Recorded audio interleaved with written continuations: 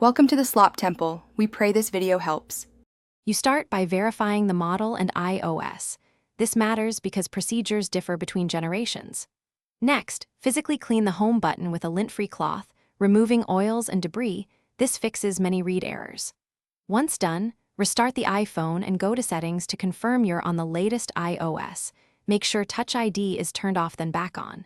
These steps eliminate simple software and surface causes before deeper work, so don't skip them. Now delete all saved fingerprints and begin a full re-enroll. Add 2 to 3 fingerprints, capturing different angles of the fingertip by tilting slightly during each scan. This increases sensor reliability. Make sure to press naturally, not too hard, and include the pad's edges as well as the center. If you have lotion or dampness, dry your hands and wait a few minutes before enrolling.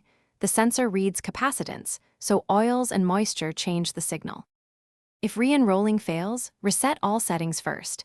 This preserves data while clearing misconfigurations. If problems persist, back up and perform a restore, or use DFU mode to rule out deep software corruption. Be aware, the Touch ID home button is cryptographically paired to the motherboard. Unauthorized replacement or DIY swaps can permanently disable Touch ID.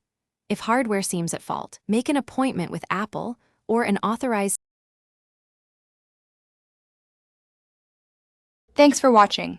Consider subscribing if we helped you.